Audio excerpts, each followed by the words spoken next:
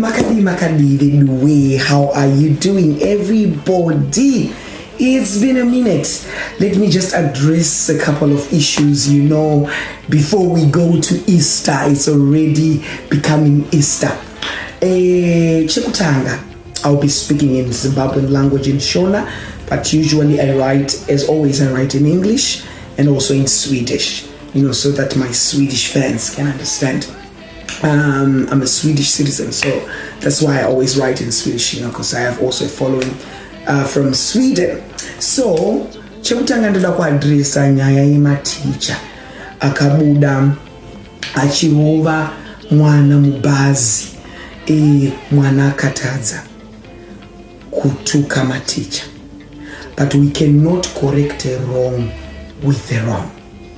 Anditi so maticha munofana kudzidza inonzi emotional intelligence, zvinhu zvamunodzidziswa pamunenge muchiita teaching diploma renyu kuma colleges enyu teaching. Kumakatadza ipapo makaratidza kuti teaching is not your profession because you just violently started beating a child nemaoko whether daira ari bhandi kana shapo. Me as a social worker, violence is a no.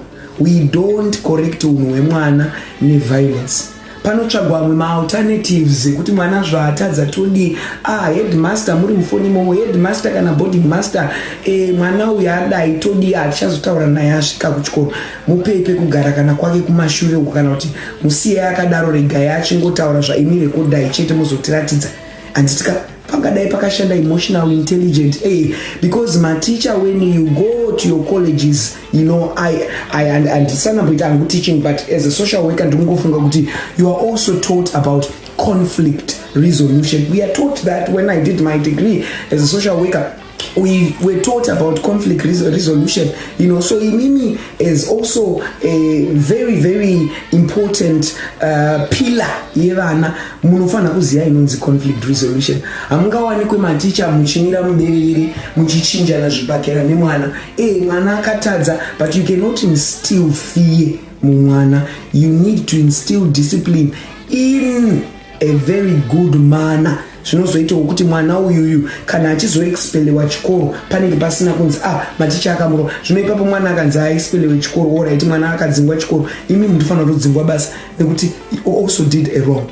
You understand? So makatadza ipapo maticha maifana correct channels nekutaka munhu paitika chakaipa. Anyway, even if you are not a teacher, tanga wambogara pasi wambobvunza brain dzako kuti ndofamba sei, zvinofamba sei, zvakanakira izvi, zvakaipira izvi. SWOT analysis munozviita izvo, strength, weaknesses, opportunities, threats of a situation. You need to do that.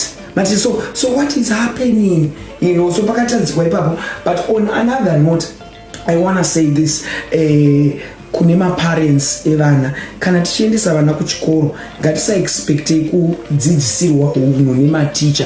Maticha edu ari kufanira kudzidzisa vana maths, commerce, science, physics, biology, shona, fashion and fabrics, food and nutrition, agriculture, building, whatever which your child is learning. Ndo zvatinoexpectera maticha edu kuti atidzidzisire vana. But when it comes kuti unhu hwemwana ibasa revabereki, saka vabereki are to blame also paunhu hwemwana uyu anobva kumba kwakaita sei, baba wake namai vake vapenyu here, ari kurerwa naniko, ari kurerwa nastepmother here, ari kubuda maoko mastepfather, chiko chiri kuitika. Zvese izvozvo we take it into consideration.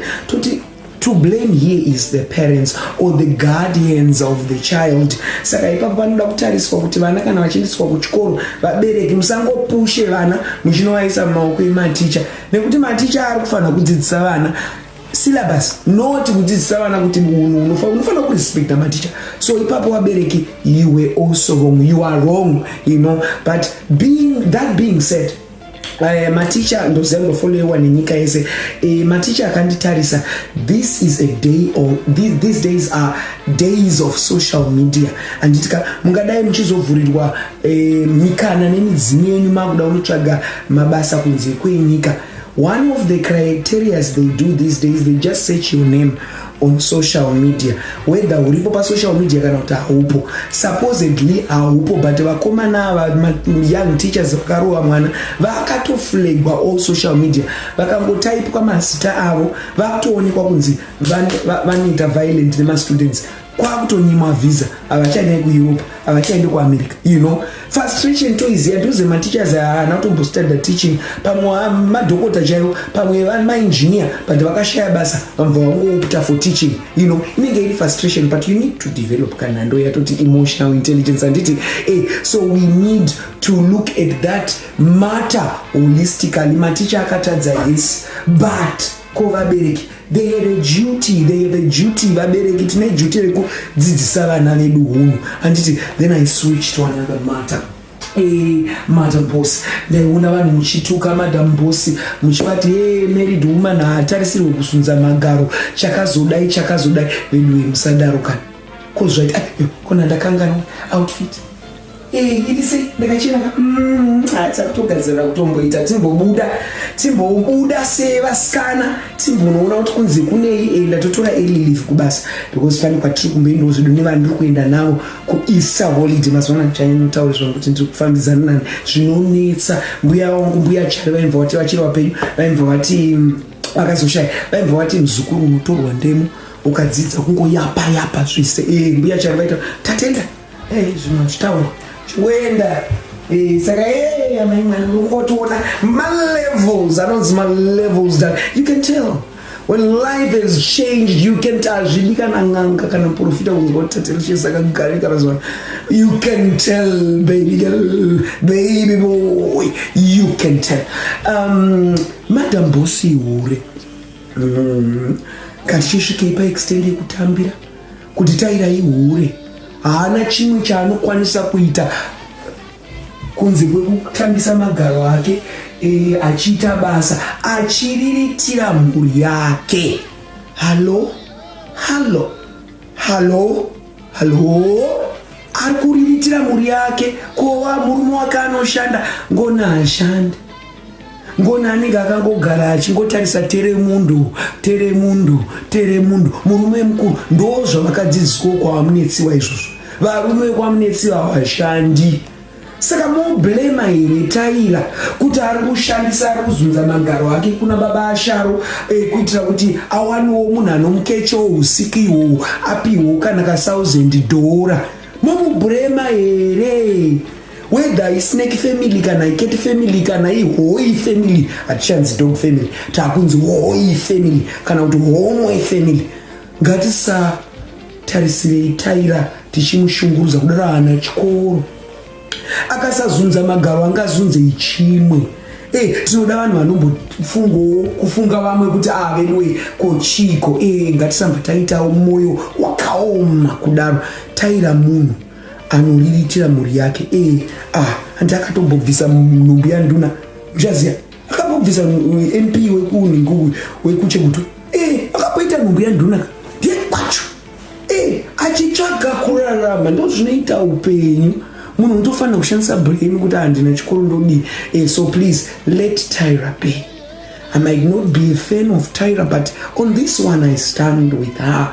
Ndo zvaanogona zvekuzunza mpundu ndo zvaanogona. Regai auzunzi. Handitike tine zvipo zvakasiyana, vamwe tine zvipo zvebrain, vamwe vane zvipo zvempundu. Regai vauzunzi. Then closing remarks I want to address to the president of our beloved nation. Pamusoro kana chimba muramba.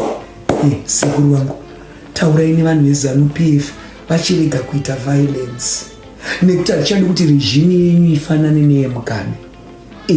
Zvakaitwa Advocate Douglas Coulthard, mwana wa meya wekubulawayo, meya ndiani zvendi David Coulthard, hazvina kunaka. ZANU-PF ngaidzidze kuziya kuti amendment yenyu amuri kuita iyi handinei nayo because ndamuri political ndiri homwe yenyika ndosvikiwa nematateguru. So my job is just to call something out chiri wrong chinofanira kugadziriswa sehomwe yenyika. Political party yenyu iri kuumbiridza ZANU-PF. Saka mukuumbiridza ZANU-PF international, whether murungu arohwa kana kuti munhu kutema, hazvina kunakira bato.